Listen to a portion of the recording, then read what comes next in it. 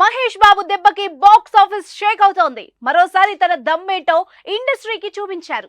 సంక్రాంతి సందర్భంగా రిలీజ్ అయిన గుంటూరు కారం విజయవంతంగా దూసుకుపోతోంది. సినిమా విడుదలై 19 రోజులు గడుస్తున్నప్పటికీ రమణగాడి జాతర కొనసాగుతోంది. గుంటూరు కారం మూవీ రికార్డులను కొల్లగొడుతోంది. మహేష్ నటన, డాన్స్, అదిరిపోయే స్టెప్స్ ప్రేక్షకుల్ని థియేటర్స్ కి రప్పిస్తున్నాయి. ఫ్యామిలీ ఆడియన్స్ సినిమాకు బ్రహ్మరథం పడుతున్నారు. ముఖ్యంగా కుర్చీని మడతపెట్టి పాట తెగ వైరల్ అవుతోంది. రివ్యూల్లో కొంచెం కారం తగ్గినా కలెక్షన్ లో మాత్రం సత్తా చాటుతోంది.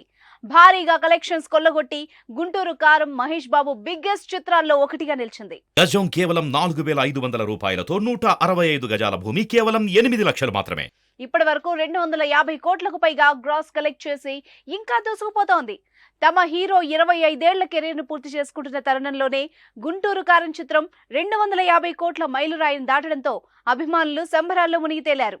ఈ మేరకు తెలుగు రాష్ట్రాల్లోని 25 సెంటర్లలో స్పెషల్ షోలతో సంబరాలు చేసుకున్నారు.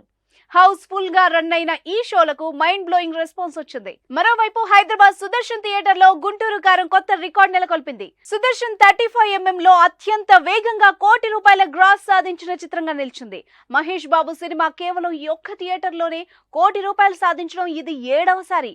గతంలో మురారి, ఒక్కడు, అతడు, పోకిరి, మహర్షి, సరిలేరు నీకెవరు సినిమాలు కూడా ₹1 కోటి కంటే ఎక్కువ వసూలు చేశాయి. అయితే వీటన్నింటిలో గుంటూరు కారం మూవీ మాత్రం అత్యంత వేగంగా ₹1 కోటి గ్రాస్ వసూళ్లను సాధించడం విశేషం.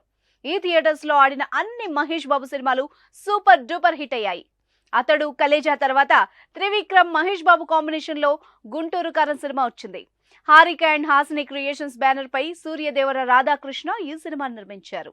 ఈ సినిమాలో శ్రీలీల హీరోయిన్ గా నటించగా మరో హీరోయిన్ గా మీనాక్షి చౌదరి కూడా స్పెషల్ రోల్ చేసింది.